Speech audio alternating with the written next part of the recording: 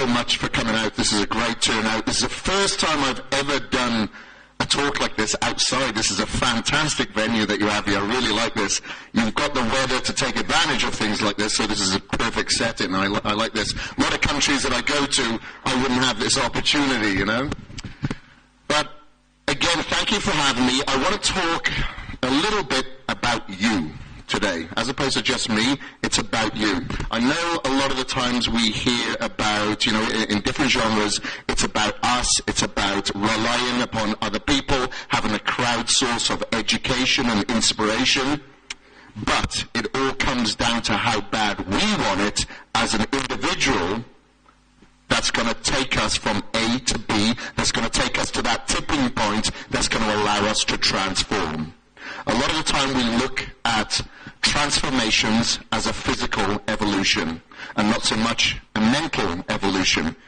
All transformations are measured from the neck up, not from the neck down. That's how I measure them.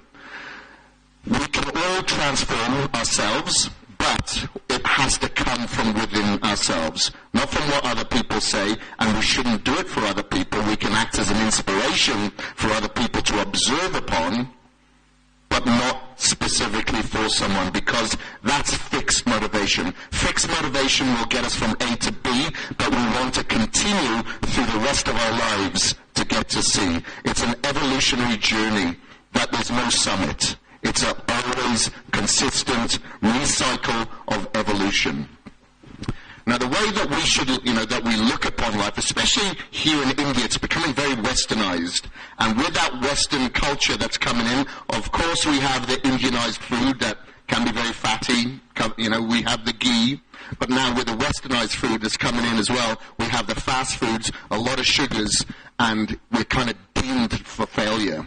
Diabesity is what we call, is starting to take over the country now. It's obesity, but with health complications of diabetes kind of being mixed together. That's what we're up against. That's what we're fighting against. And unfortunately, it's surrounding us, and it's very easy for us to become a product of our environment. If that's the environment that we're surrounded by, that's a product that we become a part of. Just on the way here now, I gave one of my meals to Jag, and it was warm because I know that he'd prefer over a meal. To me, it doesn't really matter, but that's because I'm used to having cold meals. Why would we prefer warm meals? Well, because that's probably what we were fed when we were kids, and we've grown up to that. So now we've adapted to that environment. We like warm meals. Doesn't mean that we can't eat cold meals. It's just that's what we're used to. So it's very easy to become a product of that environment. You think about when you was a kid, what was the first words that you probably learned? It wasn't mum, it wasn't dad, it was probably no. Get down from there, you're not supposed to be up there, don't talk to that person, put that down, stop eating that. So we learn no. We learn to, instead of being open to opportunity, we kind of negate it, we put it by. We have to change that within ourselves. Obviously, the older we get, and maybe getting a little bit more difficult for us to take on a new way of thought in order for us to come into a new way of a transformation. But it can be done. One thing that I do try to acknowledge and try to get people to do, I try to encourage them, is to get out there a little bit. Don't stay within the realms of your own home. Get out there, interact. Try to go a little bit further than Hyderabad, maybe a little bit further than India, and experience, because that'll really broaden your mind. If you don't go, you'll never know. Is this still on? Yeah, it's still on. So by going out there and experiencing different cultures, for me, it's really broadened my mind. Coming here to India has really broadened my mind. It's given me a different perspective, a different approach to things. However, it's easy, like I said, you become a product in your environment, and you easily use that as an excuse. So whilst I was here and lived in India for several years, one of the big excuses that I used to hear is, I can't transform because we eat Indian food. Kind of funny, because I wouldn't hear that if I went to Mexico, if I went to Italy. I can't transform because we eat pasta or we eat pizza. But that's one thing that I would hear here in India. I can't transform because we eat Indian foods. But it's easy to navigate and not so much think about the product of your environment, but to become creative with the foods that you eat. Or All it does, all that happens, you just have to get a little bit more creative and change your perception of the foods that's around you. Okay, a lot of them may be oily, may be greasy. Every time that I order a chicken tikka here, I always ask, no butter, no oil. They may turn around to me and say, no oil? No oil. Or just a little bit. No. No oil. It can be done. I've seen it. I have it. So you just have to learn to get a little bit creative to change the pattern that's been born within us. Make sense? Yeah? Okay. So when we look at a transformation, it's very easy for us to look at it from a visual perspective. We look upon it and we think, okay, I'd like to change the shape of my chest, maybe have some rounder shoulders. I'd like to have a six-pack. I want to get rid of the fatty belly. I want to get rid of the man boobs, you know? So that can help us, but maybe only for 10 weeks, 12 weeks, 6 months. But we shouldn't be following the perspective of us from a vanity point of view. It should be from a health point of view or from a therapeutic point of view. That's why I train. That's why I eat the way that I do. It's therapeutic to me. It makes me feel good. Some people do yoga, meditation, lower their cortisol levels.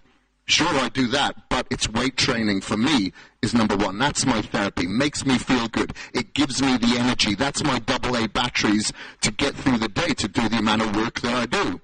And the feel-good endorphin rush that I get from working out, I feel good. Why wouldn't I do it? You'll be amazed what weight training can do. Some people may have emotional issues, could deal with anxiety, depression, solitary confinement. It could turn into solitary refinement if you practice it the right way and acknowledge the benefits of working out. Our bodies are made to move. We're hunters, we're gatherers. We shouldn't be just sat in our butts on a computer, on our phones, getting everything done for us. We're supposed to be out there getting active. We're supposed to move. That's what the bodies are made to do. So get out there and actually work out. It doesn't have to be within a gym. You can do some plyometrics. You can do some exercise at home. You can play tennis. You can play cricket. You can get up and go for a walk in the morning. Something is better than nothing. But I guarantee you when you start doing that, you do feel better whether you need the therapy or not. It will make you feel better because all of a sudden now your blood flow is starting to move. You start to assimilate the foods that you're eating. So you feel more energized. A lot of people wake up in the morning and think, oh, I'm too tired to exercise. I'm too tired to go to the gym. If they actually went to the gym, if they got up and exercised, they would have more energy. That's how you gain the more energy. That's like plugging yourself into the socket to get you going for the day. And look at it from a health point of view, as opposed to, like I said, a vanity point of view, especially if you look on social networks now, on Facebook, on Instagram. It's all about that look. It's all about that great selfie, getting the right angle. See, I see you smiling. You know what I'm talking about. We've all done it. But the beauty of it comes much, much further than skin deep. It's the health. We only have one life on this earth, dependent on the religion that you believe in. Okay? Why wouldn't we make it the absolute best that we could possibly be? Of course, we want to be educated, sure. We want to be motivated, you know, and we want to transform, and we want to get the best out of ourselves in every way, shape, form, with our relationships, with our education, with our careers, with our health. Number one should come from your health. It's great to have materialistic possessions for some, but this should be the number one possession for all of us. So why would you want to put some type of food in your body or drink a certain alcohol beverage or, you know, smoke cigarettes, something that's going to take away from your life?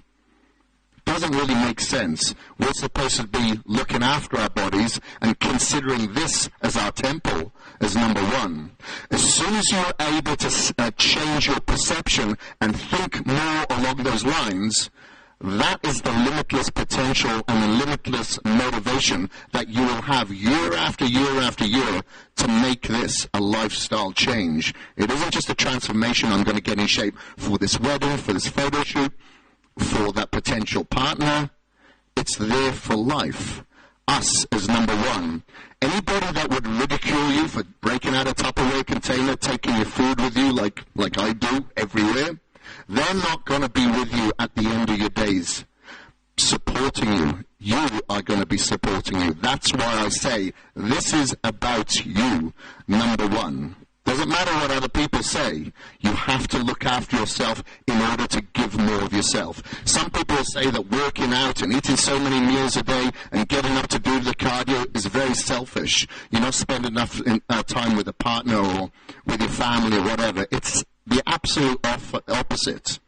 If you give more time, more quality time to yourself, you're going to be able to give more of yourself. You're going to feel better. You're going to be a better person to be around.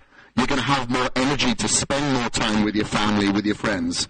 And if you have kids, or will someday have kids, then of course you want to be a role model to them. You want to have the energy to play with them, especially as you get older.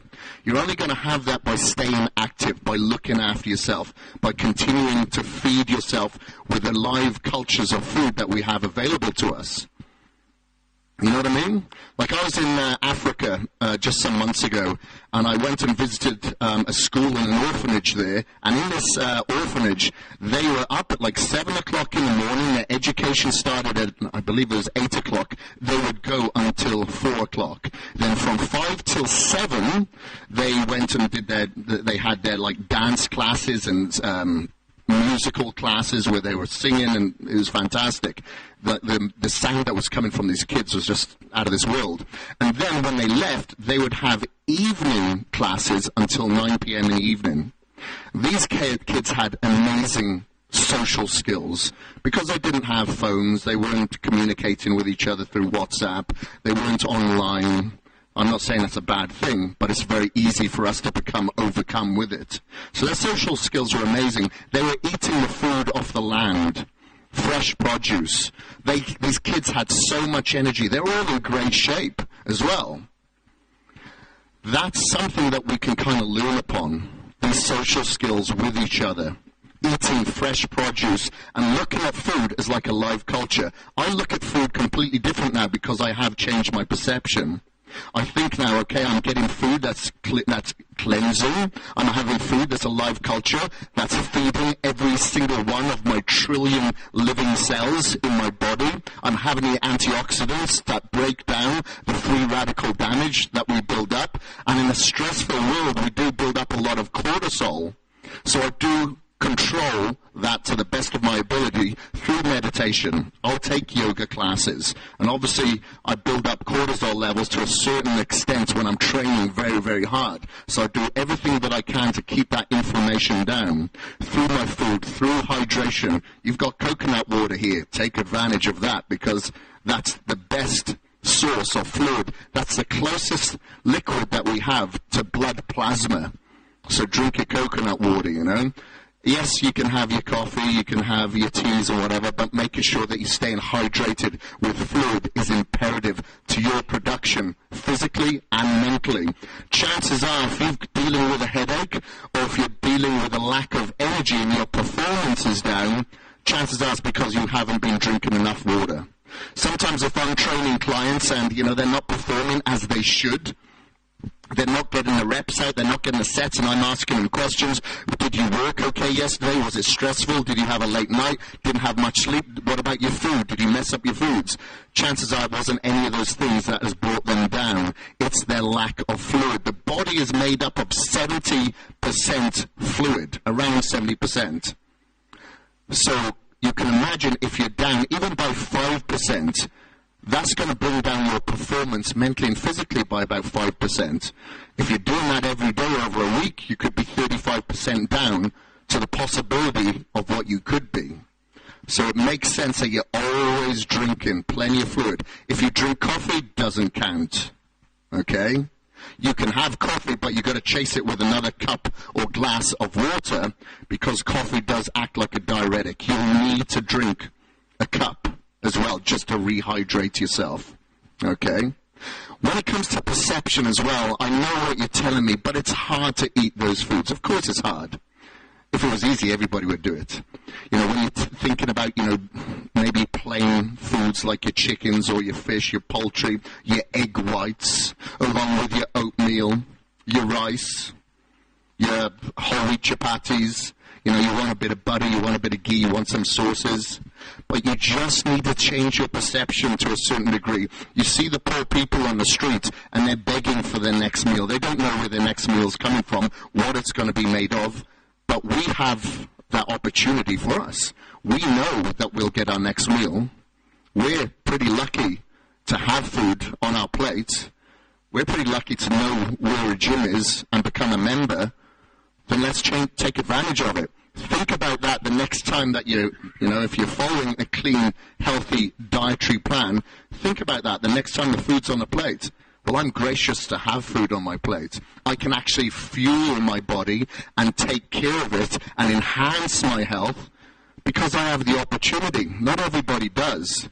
And it's very easy for us to take that for granted and not be grateful for that. Okay? So I always do that. If I'm thinking, well, I don't even think that now. It just comes second nature. But if I'm thinking, okay, there's a food, it's dry, I've got no sauce, it's cold as usual, okay. At least I have food. At least I don't have to starve. I can fuel myself so I have more energy. So I can do more with my work. I can be a little bit more multifaceted. I can be productive. I can get more things done in my day. All you have to do is just change your perception slightly, and then all of a sudden it isn't so bad. So you've got a Tupperware container and you're going to break it out as a social gathering. So what? You can. You don't have to eat what everybody else is eating just because they say so. And you know what? You can actually act as an inspiration yourself by doing so. Because I've done it. I've done it throughout the years. And, you break out a Tupperware container and family members saying, what are you doing that for? Look at me. I'm fine. I'm healthy. You don't have to eat like that. And they'll ridicule. They'll take the mick out of you. They'll point you out. But then, maybe a couple of days later, or even a couple of hours later, they're asking you, what's in there? What are you eating? And then next thing you know, they want to know, could you write out a diet plan for me? And then they've got a Tupperware container that they're breaking out, one big happy cult family. But that's what people do. They learn by observation. That's why I'm always trying to carry myself a little bit smarter and a little bit, with a little bit more responsibility than I used to. Because I know that I could possibly be recognized. So I make sure that I'm eating the food that I should be eating at all times. It's great. You guys act as accountability to me now. Because otherwise, with that transparency, my sincerity is on the line now. I've got to make sure that I do what I say.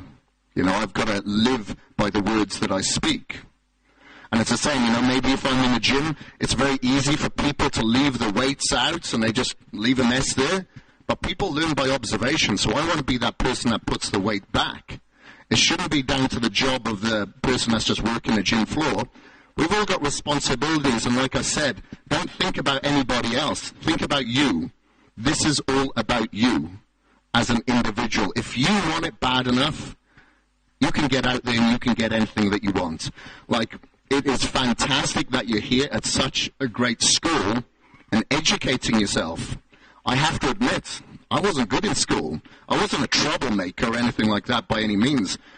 A lot of things just didn't interest me, and I guess, on my school reports it said, KRIS is very easily distracted, and I was. I was thinking, I want to be home on the farm, because I grew up on the farm. I want to be riding my motorbike. That's what I wanted to do in all my spare time. And I had several jobs along the way. I went to college to be an engineer for a little while, maintenance engineer. I worked on a building site. I worked behind a bar. I was a driver, as a panel beater. I was absolutely everything. I had so many jobs, and it wasn't until I found fitness through rehab, because I had back issues from motocross, that I felt alleviated from the pain, and it made me feel good. It brought up my emotions. I felt an endorphin rush, and I thought, this is what I want to do. So then I went to college and studied that for 3 years. But then, with the exercise, I found I was able to increase the blood flow to my brain, so I could think clearer now. With a better blood flow to your body, obviously, you're giving yourself more mobility. With a better blood flow to your brain, I had more activity up here now. It's like, hello, I've got this thing to think with and educate myself with. I'd never really utilized it before. It's true. If you don't exercise it, if you don't move it, you lose it. And that goes the same for the brain as well. So then, through that, I started to self-educate myself. I was no good at English, so I bought Merriam-Webster's Book of Grammatical Writing and Journalism, and I taught myself how to write properly, how I could get my papers and my articles published in magazines. And once I did that, I found out that it was easier. Thank you. If I can do it, anybody can. I thought, well, I'm going to teach myself photography. So if I teach myself photography, I'm able to have images to accompany the articles so I can then better sell them to magazines. So that's what I did. Bought myself a camera, taught myself photography. I'm not very good at reading instructions, however I did, and through trial and error, I did photography. And then from there, I thought, wow, okay, this is great. And, I went to college for 3 years, studied health and fitness and international sports science and therapy. And I did that for 3 years, and with that qualification, I thought, wow, well, let me see what I can do with this. I don't want to just train people one-on-one in Wales, because Wales was a bad area for me personally, where I was at that moment in my life. As I'm a little bit older, I love the place. I'm very appreciative of the place and the people, but back then, there was a lot of people drinking alcohol, a lot of people that were into drugs, and I thought, I need to separate myself from this crowd. I need to seek another crowd source of inspiration. So that's when I learned about surrounding myself with people with similar goals, that these days you have the internet. It's a little bit easier. You don't have to move to the other side of the world like I did. So I went and worked on cruise liners for a while as a personal trainer, and then as a massage therapist, because I had those qualifications as well. And with that, I then moved to Australia, and I did mobile personal training there, and then I opened my gym. And then I thought, well, I want to reach more than one-on-one people here. That's when I started writing the articles. And then with that, thank you, with that, I contacted several magazines, and I guess I kind of pounded them down until they gave in and said, okay, we'll give you a contract already, leave us alone. So then I moved to the US and started writing full-time for several fitness magazines there. And after a couple of years of doing that, I thought, well, I could publish a magazine. I'm writing the articles. I'm taking the pictures. How about that I take on some writers who want to contribute to this? I'm not very good at selling ads, but I know I can provide the content. So I started my own magazines then for 2 years called KAGEDMUSCLE out of LA when I was living in LA. And I did that with the purpose of making money. I did it because I enjoyed it. Like I said, I'm not good at selling stuff. I wasn't selling advertisements, which makes a magazine survive. I enjoyed it. It was a passion. I was able to reach out to so many people. Like a lot of people say, well, how do you get sponsorship? How do you make money? How do you do this out of this?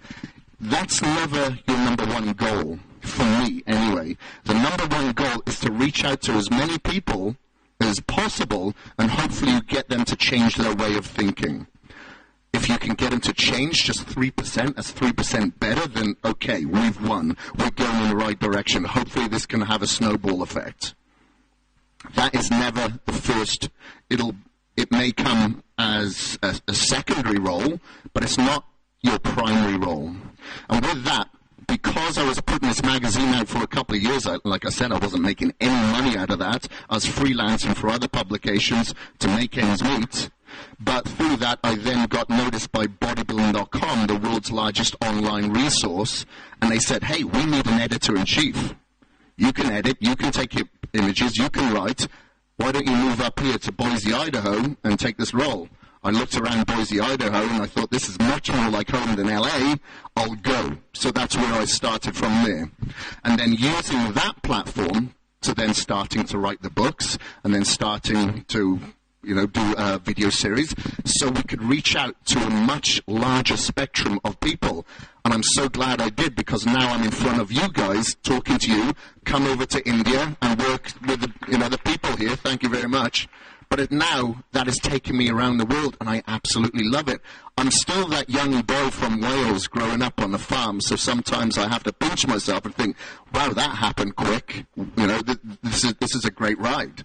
Let's continue along this ride. And it's a lot of fun.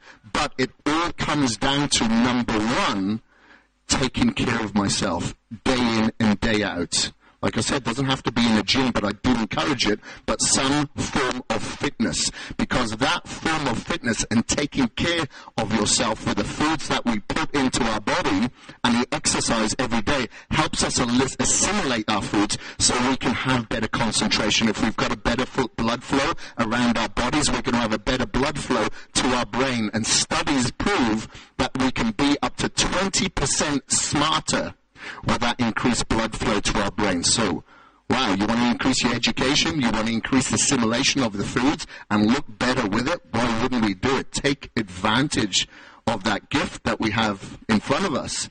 Don't sit down and let it pass us by, because once it's passed by, that's it. It's gone. Doesn't matter what age you are, you're never too old. I always say age only matters on your driver's license. Doesn't matter anywhere else. Never use that as an excuse. Because you think about it, how many excuses are out there? Thousands, millions. It's very easy to grab hold of an excuse. Try to turn every excuse that you have in life into a commitment. If you have a weakness, I always say, do whatever you can to turn that into a weapon. You can do it. It all starts up here. If there's anything that you fear, do it. Put yourself out there. There's only one way of dominating these and turning these weaknesses into a success is by starting somewhere. It doesn't have to be a massive goal that is a year from now. Break it down into small goals. If you say, okay, for instance, I want to transform my body, I'm going to give myself a year, fantastic, but break that down into a smaller goal of maybe a month. Then break it down into tomorrow. If you can go through tomorrow without eating bad foods, eating healthy foods and doing your activity, focus then on the following day, and then the following day. And that will lead to your 3 months. That will lead to your 3 years. But if you think too far ahead, you have too much wiggle room, too many variables that can go wrong. So that's why you break it down into very small, manageable goals. I do recommend as well to keep yourself accountable. Maybe tell your friends, have a little notebook, a little pocket book with you all the time, and write down the meals that you ate throughout the day. Because it's very easy for us to say, yeah, I ate pretty good today. But then when you write it down and you see it looking back at you, maybe it wasn't so good. And if it wasn't on the plan, what I say is highlight it. Highlight it. If you have 7 highlights throughout the week, you didn't do anything. You just stayed in the same spot. Maybe you missed a meal. Maybe you had a bad meal. Maybe you missed your exercise for that day. There's 3 days that's behind already. It all adds up, but then when you've got it staring back at you, it makes it a little bit easier for you to be accountable, not only to yourself. If you want to, tell other people. I know some people that have had business cards made up and said, these are the 5 things that hold me back, and these are the 5 things that I'm going to do to pursue to go forward. Like, I know somebody who had, was craving bad foods more than anything, but they were a smoker. And they said, I'm not going to smoke any more cigarettes. And they got like 200 business cards made up. I'm not saying you have to go to this extreme. But they sent out these business cards to families, friends, co-workers. And that kept her that much more accountable to not ever smoking again. When you do that and you can use a crowd source of inspiration with your transparency, it puts your sincerity on the line. So this is something that I encourage you to do. Don't only keep your goals to yourself. Tell everybody. If it's within your social circle, fine. If it's online, fine. But that gives you more accountability. Like the owner of bodybuilding.com, Ryan DeLuca, said, I'm not going to eat red meat anymore. And he put it online. He hasn't eaten red meat for like 8 years now. It worked. Because what would that do to his sincerity if he was caught eating a burger? Wouldn't do too much in his favor, would it? So by using these things that we have available to us, do it. Take advantage. Make the change right now, because it can make a huge change within your life. I know for a fact, if I hadn't have found the gym, I wouldn't have done half the things that I've done in my life. Maybe none of them. I don't know. But I know for a fact I wouldn't have done a lot of them, because that gives me the energy. It gives me the source of inspiration to go out there and make a change, not only for other people, but for myself. I always put myself as number one. I'm not going to come here unless I've had my meals, unless I've had my workout, because I'm able to give more of myself first. So I'll always put myself as number one. May sound selfish, but I believe it's the absolute opposite to being selfish. Okay? So do put yourself as number one, as your priority. What makes you feel good? What makes you go out there to attack the day? Okay? Now, when it comes to, obviously, the food, that is the number one killer for us. And I don't mean that as it's going to kill you. It can, but it's tough for us. If we've got to do our exercise or go to the gym, that's only 1 hour of the day, right?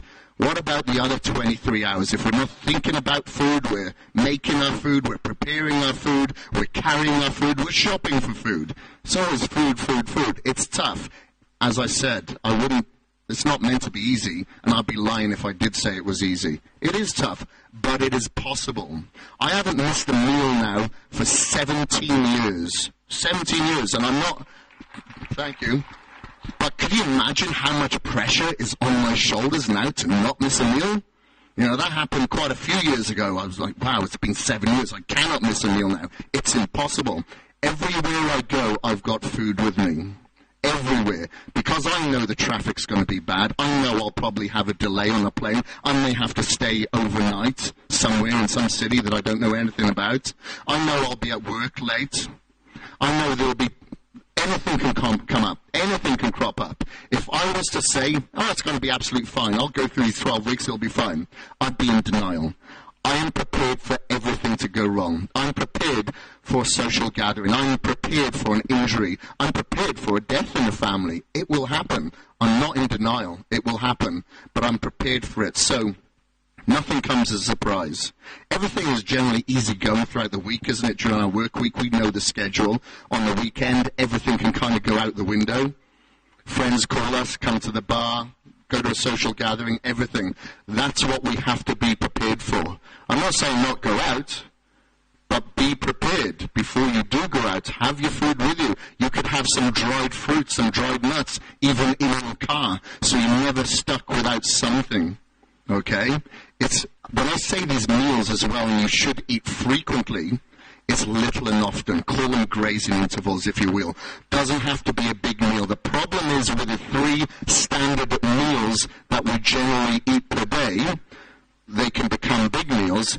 All of a sudden, that takes a lot of energy for us to digest. When that takes a lot of energy, we feel tired. Are we going to go out and want to exercise when we're tired digesting this food? No. That's why I do recommend that you have smaller meals. So you can break those meals in half and maybe just have 5 meals throughout the day. As soon as you wake up, eat something healthy. It could be oats. Can be some eggs with that, you know.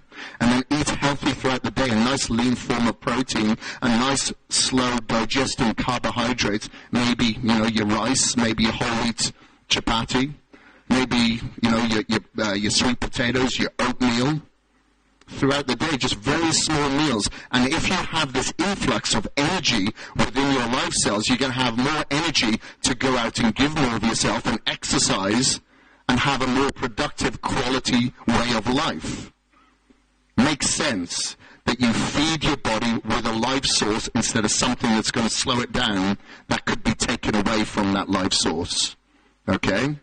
Think of it as a life culture. It's adding, enhancing your health. But this all comes down to from the head up, from the neck up. It's not going to be your genetics that's going to hold you back. It's not going to be the potential. It's going to be you that holds you back. Nobody else. It's very easy for you to blame your surroundings. It's very easy to blame family members, friends, the traffic, everything. It's very easy to be controlled by your environment. You can control it, but it all starts up here. You have to control your environment because everything outside of these walls are going to hold you back. So you have to be prepared for that, to put yourself first, to control this. Am I making sense here?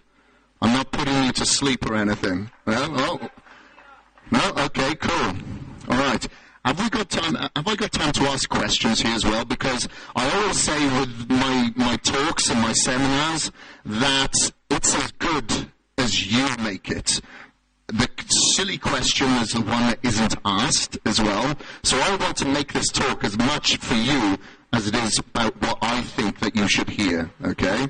So if you do have any questions, can I ask questions? Of course. Yeah, if you do have any questions, please do ask them. Rashmi will bring, each of you will ask a very brief question and hand over the mic to Rashmi. So we'll start with that gentleman there.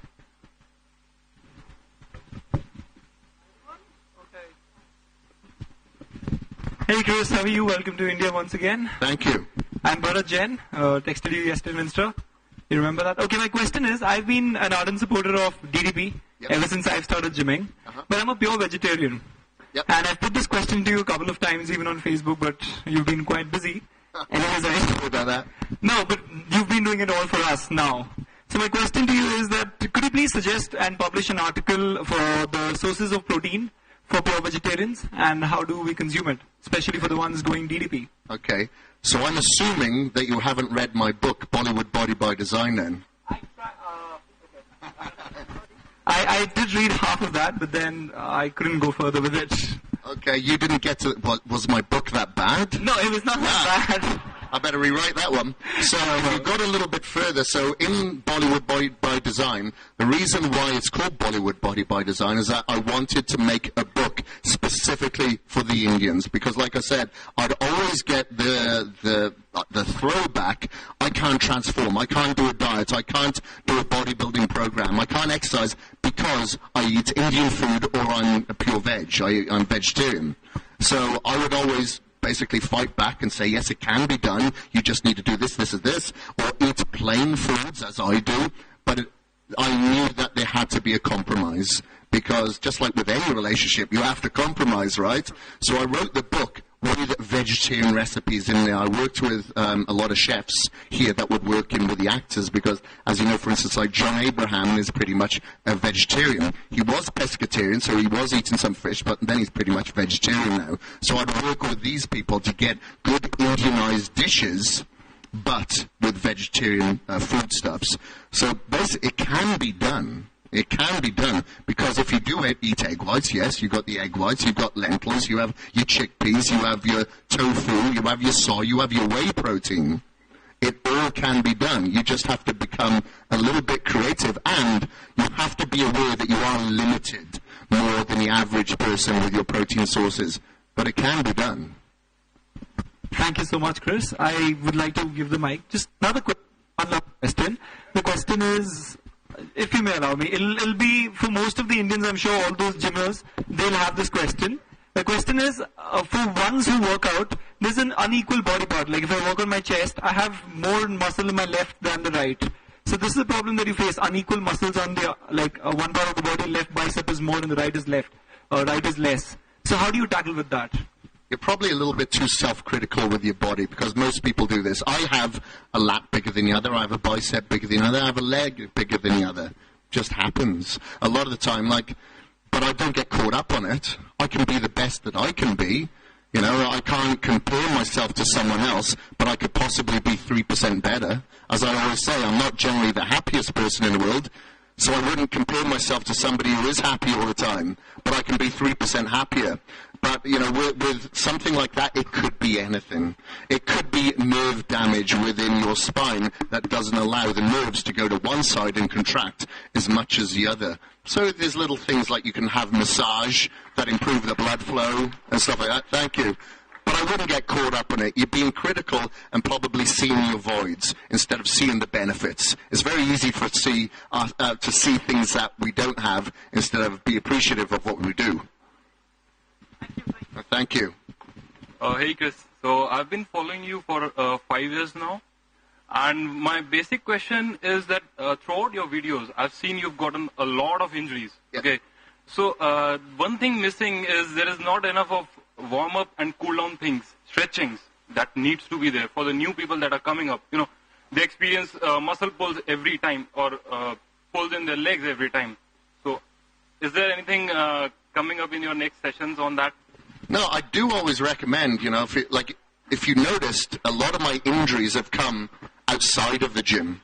So I tore my hamstring and my pec actually snowboarding. I separated both my AC joints downhill mountain biking. I tore my rotator cuff surfing. So a lot of these injuries came from things outside of the gym. I actually had one major injury just last year when I was doing the 4 weeks to shred. But that was on a warm-up. I don't know if you noticed I was doing warm-ups on a lat pull down. So I do warm up. I do warm up within the exercises that I'm performing. Sure, you can do treadmill, you can do, cycle, you can go for a walk around the block for 10 minutes beforehand, and making sure that you do definitely warm up because you want to get the blood flow. I'll generally do that more through sets than anything else. But it's like with anything, you can stretch, you could be nimble like I did before I went snowboarding and stuff like that. Sometimes it just happens, though. Again, I'd be in denial probably if I didn't think I'd probably injure myself again. God forbid, I hope I don't. But it just happens, unfortunately. It's only happened once for me in the gym, though. Thank God.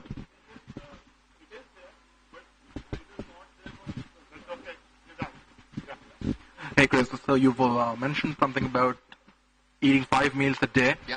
So do you recommend anything? Can you know your thoughts about intermittent fasting? Do you recommend that? Or No, I don't recommend intermittent fasting. Again, the reason being is that we're supposed to be feeding a nice steady flow of nutrition to our body. If we intermittent fast, so if we go for a long period of fasting, what happens? The blood sugar levels can really drop. When the blood sugar levels drop, we get a craving. We want sugars. And that's the body telling you to bring it back up as fast as possible. If you want to eradicate blood sugar crashes and eradicate drops in energy, have a steady flow of energy throughout the day. It's going to be better for your intestines to deal with smaller amounts of food throughout the day as opposed to a big amount, because remember, the intestines are a muscle as well. You don't want them to expand. Okay. Yeah. You talked about body only. Yeah.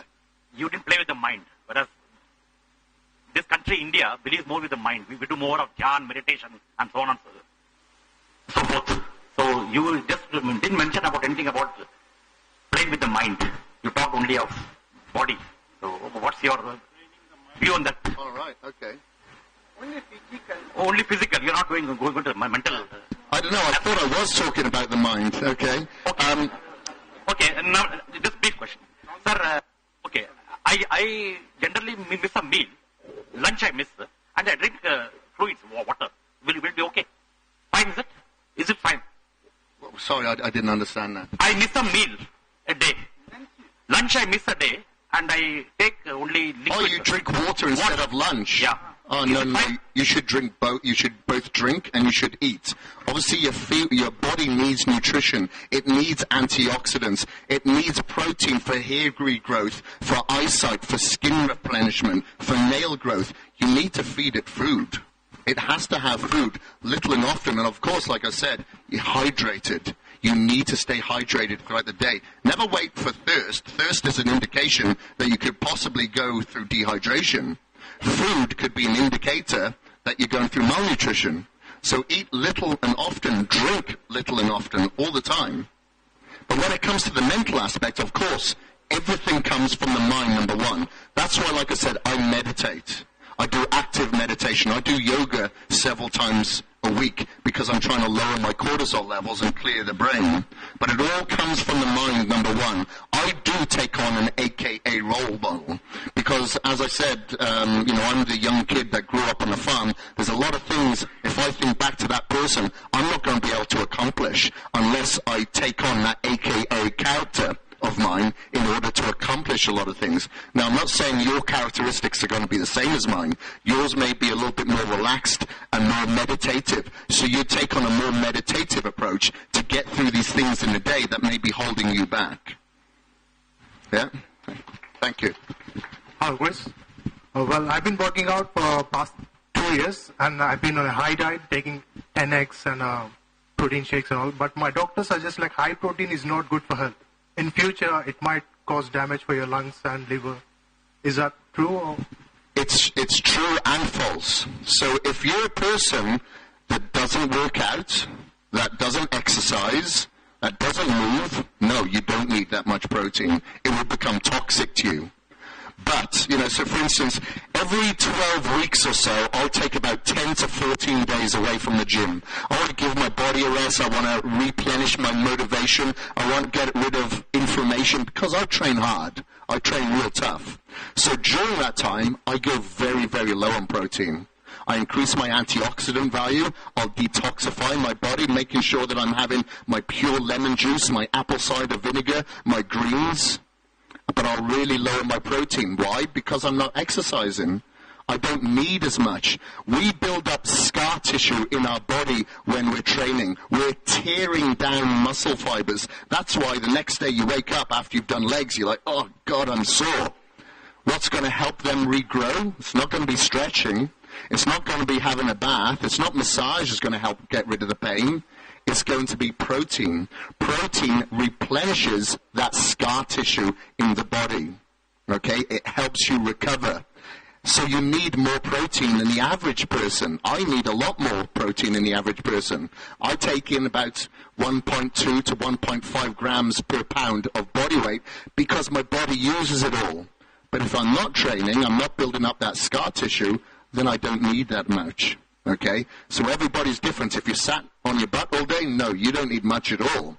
If you're working out and you're exercising, your body will utilize it. So last year, I went to the top clinic in the world in Tampa, Florida, to see the world's best doctor. While I was there, I went through over 213 tests. I had 60 in the first week that I was there.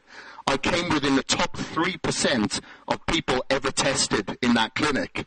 And I've been eating a high-protein diet. I've been eating a high-protein diet now for just over 16 years. But only when I'm exercising. So my body is utilizing every gram that I take in. So it's all relative. Hi, Chris. This is Raghu. Hi there.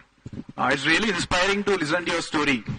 So can you please take us through the journey of first 1-2 years of your physical transformation? The first year, did you say? First 1-2 years of your physical transformation, from where you went from average to good to great. And my second question is, there are many people who are good, but what's the most important thing we need to focus on to move to great? It's consistency. So when I started, it was, I was racing motocross. I raced motocross for like 11 years.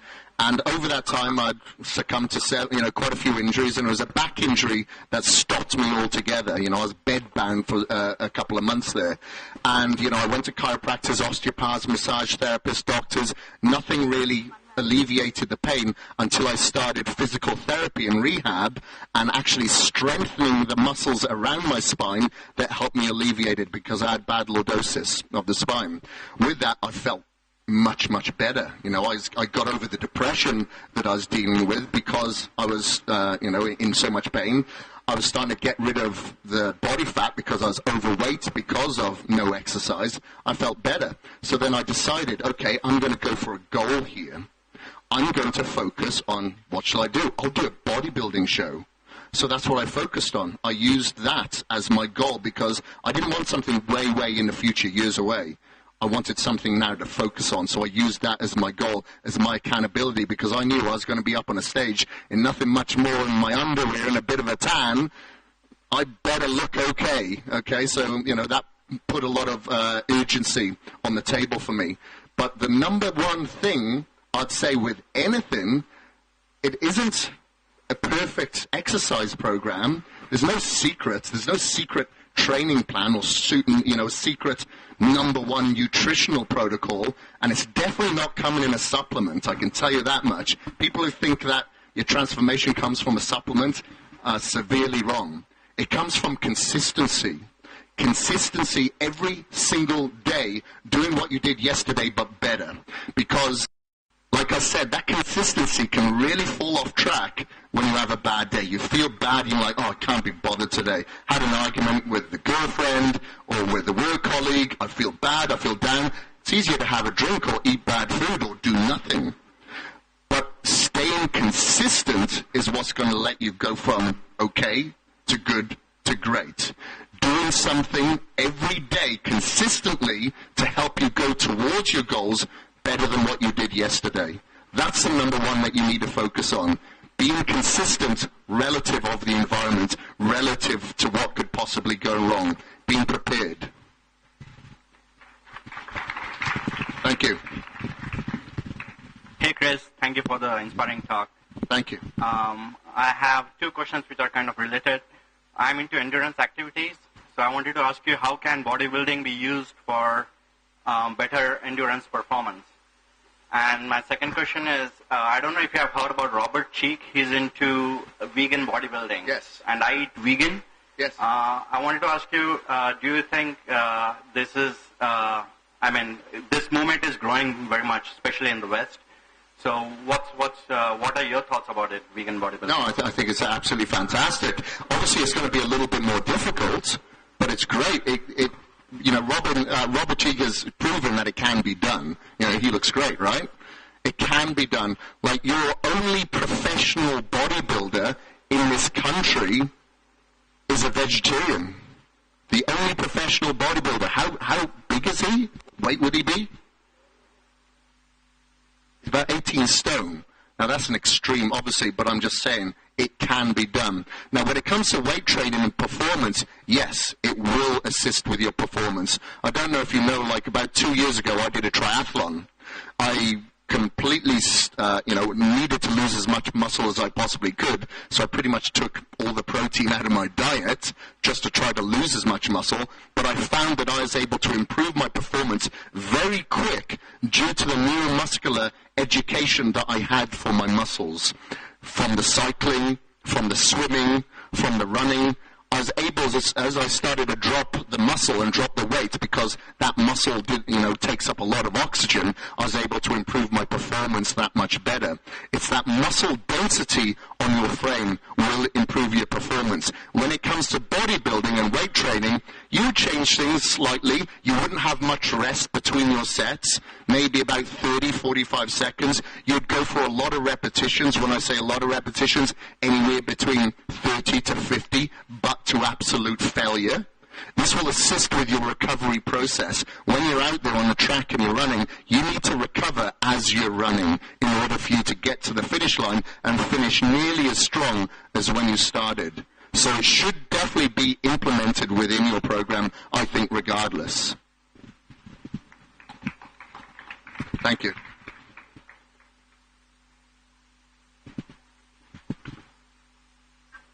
I would like to ask that, when is your last meal of the day?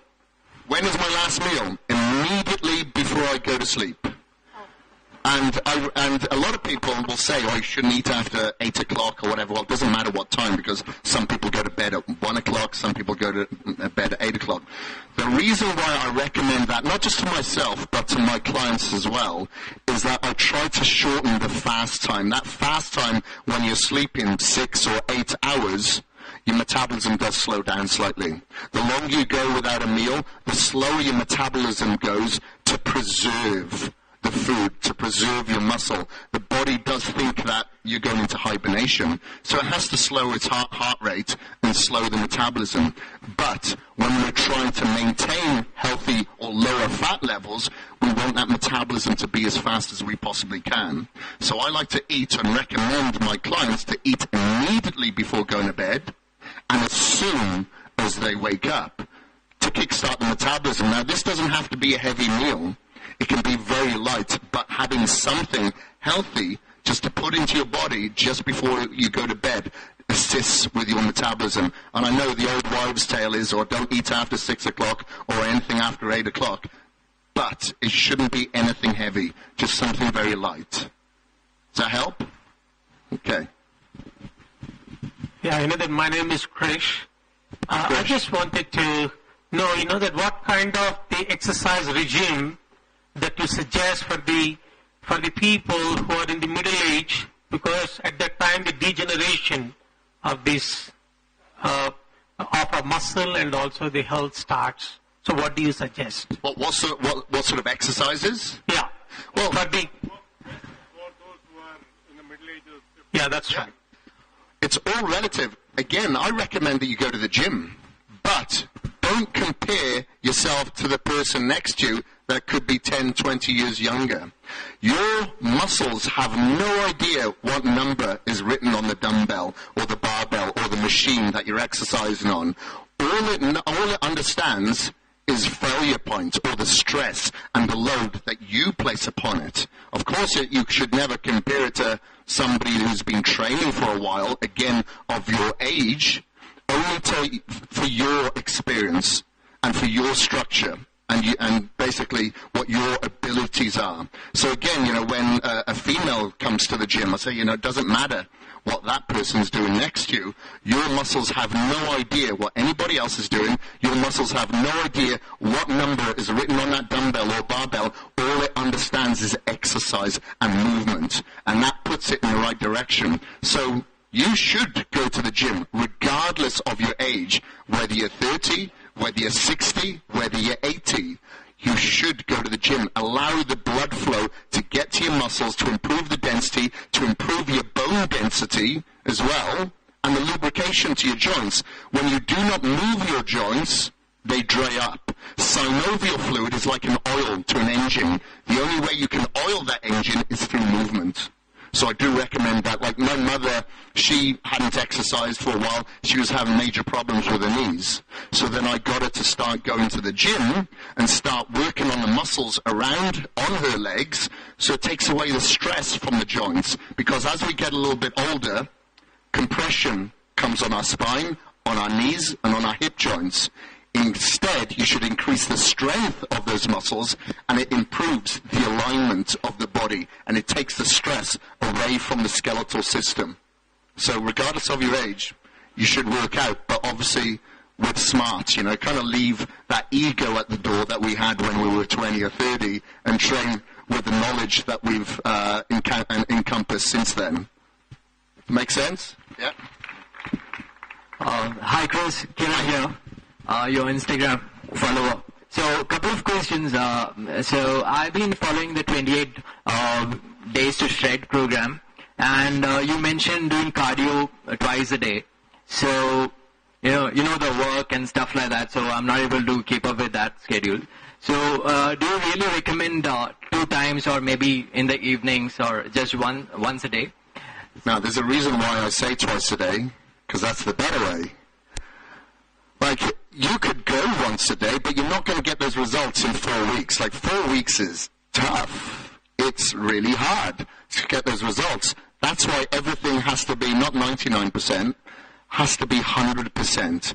Of course, if you can't do that because of work commitments or whatever, that's fine, but don't expect to get those results as if you were to do your cardio exercise twice a day. That's all I can say, Sometimes I have to sacrifice sleep. It's probably not always the best way, but that's my only way sometimes, because I work a lot of jobs. I wear a lot of hats. Sometimes there's just not enough hours in the day for me, but if I'm on a program such as that, I got to get my exercise. I got to get my cardio. One more question. Where can I buy cage muscles other than bodybuilding.com? KAGEDMUSCLE.com.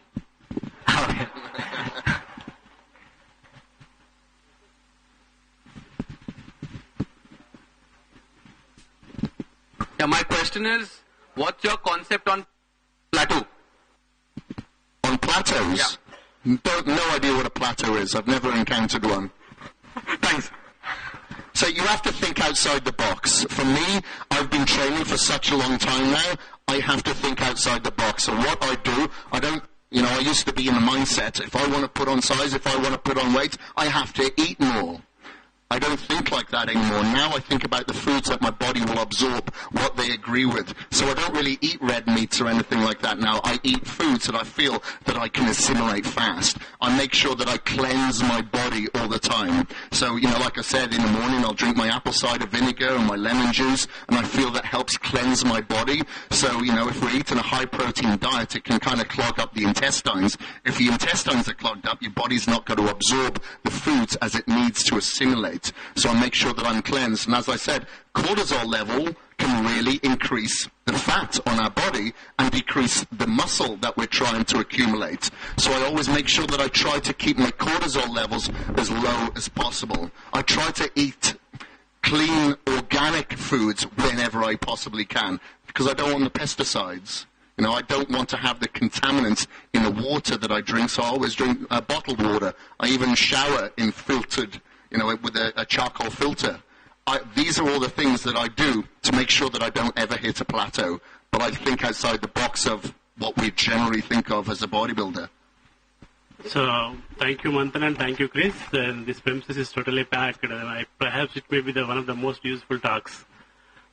Chris, could you little elaborate how to distribute the 5 meals per day for a general purpose, and how to distribute the liquids?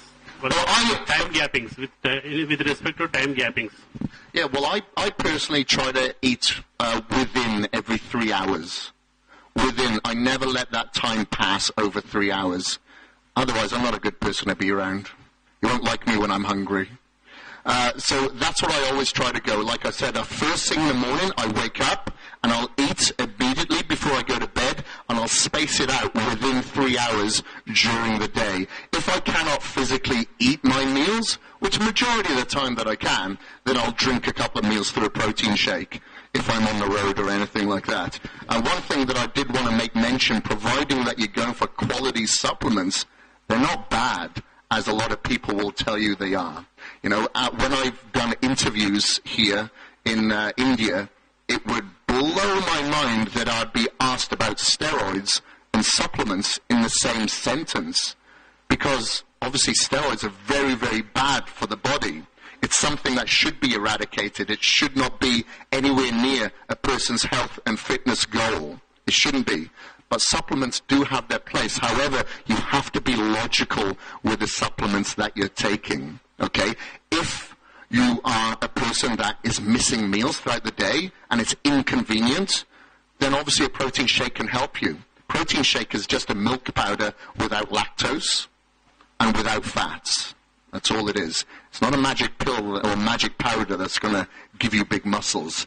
It's going to help replace a meal if you cannot get a solid meal in. It's a supplement. It just supplements your diet, okay? So, you know, if people have problems with their joints, then a glucosamine joint formula can help with your knees. But you'd only take supplements needed for a void that you need to fill. Hi, Chris. Hi there. So you were telling us about morning and evening cardio, right? Yes. So my take is that I was working out quite late in the evenings, before, like probably an hour before hitting the bed, and my sleep cycle started getting disturbed. And then I was told that it's because of the high heart rate, because it's cardio, and then your heart is still pumping once you're done. What's your take on that? Then then the entire next day would start getting affected because of my improper sleep. Yeah. Were you weight training at that time at night?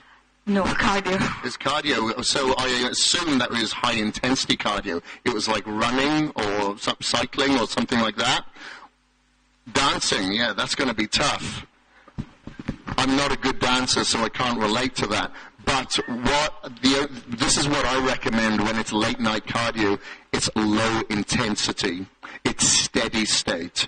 So when I say steady state, I mean that you're able to hold down a conversation like I'm talking to you right now. I'm not wheezing, I'm not out of breath. So if you're on a treadmill, you're doing a power walk, you're doing a fast walk, you're not running, you're not sprinting, because that is going to raise your heart rate up to an extreme level. Pardon? The results? No, if you follow any of my programs, if somebody, dependent on your goals, if you're on a fat loss diet, I never recommend any cardio further than steady state. Because what you're trying to do is preserve the muscle density on your body. Now, when I talk about muscles, I don't mean big muscles.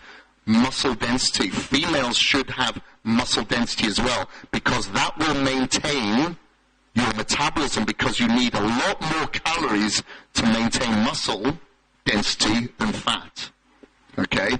If you're doing high intensity cardio on top of your weight training, that can increase your cortisol levels as well. It's great for your heart, it's great for your lungs, but if you're on a calorie restricted diet trying to burn fat, it's very easy for your cortisol levels to go up. So as this gentleman was talking about, he was following my 4 weeks to shred plan, where you see me basically get very lean in only 4 weeks. But the cardio that you'll see me doing is very steady state, because I'm trying to preserve muscle and burn as much fat as possible. The perfect fat burning zone for your body is around 65% or 60% of your maximum heart rate.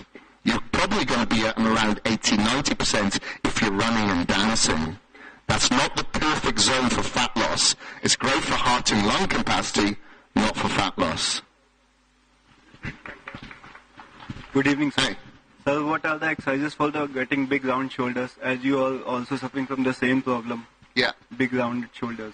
So shoulders were a weakness of mine. So what I did to start better training my the muscles in my shoulder was training my mind, getting that mind-muscle connection. I found when I was training too heavy, I was bringing my traps into the movement and not my shoulders. So I started to do a lot more drop sets and a lot of higher repetitions. So if I was trying to go for 30 repetitions, I'd probably reach failure at about 20, and then I'd rest and pause until I got to 30. So I'd rest a couple of seconds, do a couple of reps.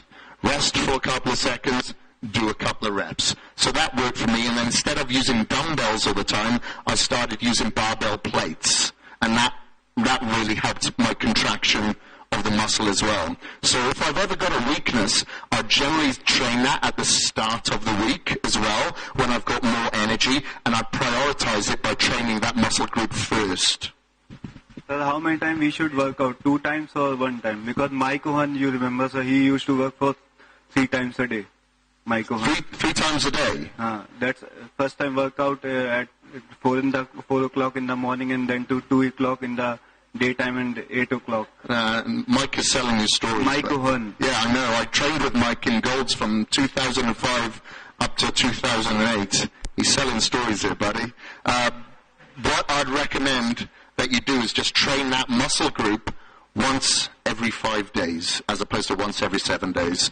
Your body will not recover training 3 times a day. You come and train with me once in a day, I guarantee you're not going back to that gym again later. We'll take a couple of more questions before we... Yeah. Once you reach your goal, you lost your consistency. Once you reach your goal, you lose your consistency. So how do you maintain consistency after reaching your goal? You never reach your goal. No, you don't. There is no summit in what we're doing. Smaller goals. It's a constant evolution. Once you've achieved one thing, you move on to the next to make that better. So whatever weakness that you have, you turn that into a strength. But I guarantee once you've turned that into a strength, there's another weakness that you need to work upon. That's a great thing about this industry. We're constantly learning. We're constantly evolving. We're constantly changing. You know, it's like a chameleon. There's never a summit. I never look at an end goal. It's always something else until, we pass on. So you never lose that consistency because we're always evolving. What is your take on fitness bands? Fitness bands, they have their time and their place, especially through injuries and stuff like that. And, you can use the bands after you've reached failure on dumbbells. I've used them, like sometimes I've strapped them to a leg extension machine to increase the contraction. If it works for you, do it. Oh, those bands? Oh, yeah, you mean for like counting calories and stuff like that? Yeah, if it works and it helps you keep accountable and it's a good reminder for you, sure. It's not something that I use. I use a heart rate monitor when I'm on a diet. Hey, Chris. What is worse, starving or having bad food? Good question. Having starving is obviously going to be worse. Bad food is bad, but at least that keeps you ticking. It keeps you alive. But try not to use any of those as an option. Try not to have anyone as a fail-safe. You don't want to starve and you don't want to eat bad food. So that's not even an option. Don't look at what you don't have. Look at what you can get. So the second that you say, I need something, I think that's a terrible word to say. I need something. I need this. I need that. Because you're focusing on something that you don't have. Like, so for instance, this person was on about shoulders. Like, I never said to myself, I need shoulders. I didn't say that because that's telling myself that I don't have shoulders, isn't it really? It's reminding myself that I have a void.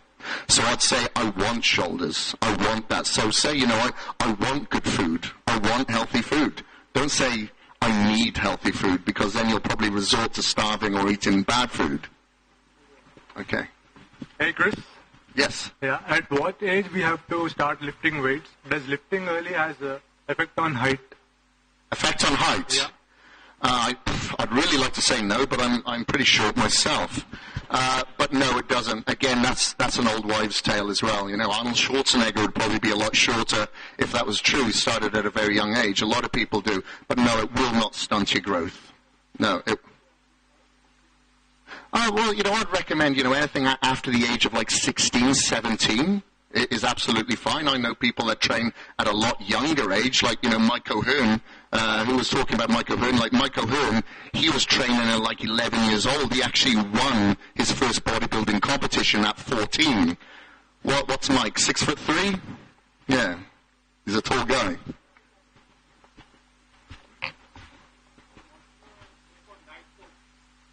Diet Coke? Not too good. Not too good.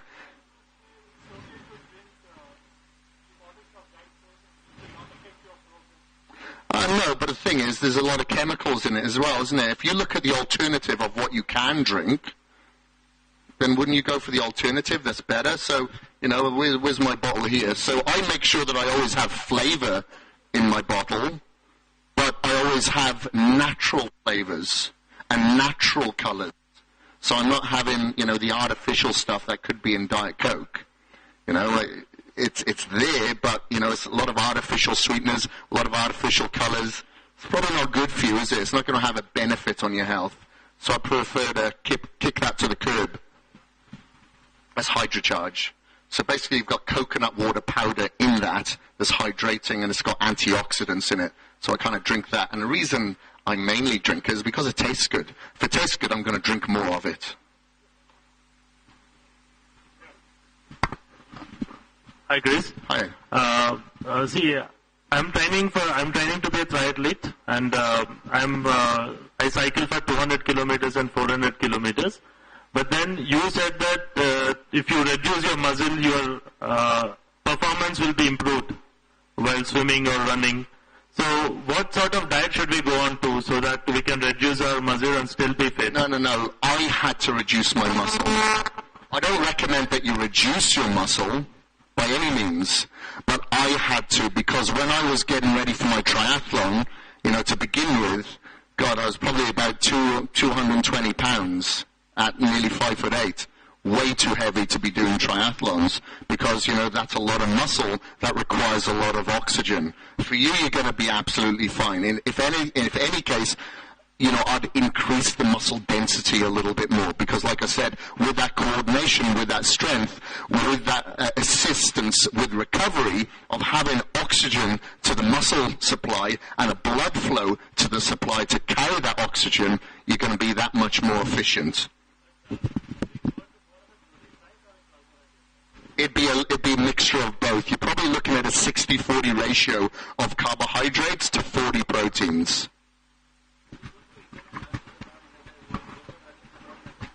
Yeah.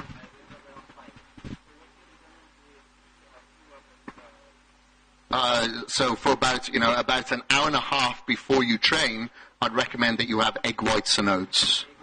Egg whites and oats, yeah. Egg whites are very high BV, bioavailability, very easy to digest. So when you go to the gym, you still haven't got the blood in your stomach trying to digest this food. It's pretty much assimilated by the time you get there. No, thank you. Last question from my side. How many hours you sleep, sir? How many hours per day? I always get asked that question. How many hours? I got a job, buddy. I don't spend hours in the gym. I train for about 45 to 60 minutes. About 5 times a week. But it's all about quality, it's not quantity. It's all about the quality, the efficiency of your workout. Like when I go in to train, I don't talk, I don't communicate, I don't socialize. I train pretty tough. And, you know, my body has been sore now for pretty much 16 years from my workouts. But it's because they're efficient. I use the time as quality within there. You know, I go in there, break the muscles down, and then I leave and feed my body, you know. When you're in the gym, you actually lose muscle. You're breaking it down. I don't want to be spending too much time in the gym breaking down the muscle to the point that I can't recover. Chris, I think there are a lot of people who want to ask questions. I'll ask one question and then we'll end. The question is, how aligned is your program, your specific prescriptions to what the scientists have found by research? And how frequently do you modify your prescriptions based on changing scientific findings? Very good question. I like this. Save the best to last. I'd say to a certain extent, my programs are very simplistic. If you think back to the days of, like Arnold, Larry Scott before him, it was very simple exercises, very simple workouts. I'd say to a certain extent, mine has gone a little bit further in regards to volume because I had injuries before I started training. So I train with a lot more volume, a lot more reps. Yeah, diet as well. So diet again. Now I'd say this is the same as what a lot of bodybuilders were doing back in the 70s, such as Arnold. It was 5 or 6 meals a day, mostly carbohydrates and proteins, not very high in fats. So again, very, very simplistic. A lot of things have come along since then, like, the intermittent fasting, the if it fits your macros diet, the ketogenic diets. I've never steered off towards those. I've tried them, but I found the old-fashioned way was the best way. Trying to get in a good, simple spectrum of foods. When you're dieting down, you may have to, eliminate some of those foods. But other than that, making sure that you're getting your fruits in, your fibrous vegetables, your fiber, your complex carbohydrates, your lean protein sources. Very basic. Now, I'll change that according to my program. If I need to diet down, then I'll change it. But normally, I'll change it like every 12 weeks or so. Every 12 weeks, I'll change things up a little bit, just to give my body a different change, and give my mind a change as well. Keep it interesting. Thank you very much. Okay, one from our official photographer. When do you get that wow moment? Wow. That wow moment, it's got to be when I actually started going through physical therapy. When I started going through physical therapy, that's when I felt, wow, I feel good. I've got less pain. I'm not depressed. I have more energy. This is something that I want to pursue. Thank you.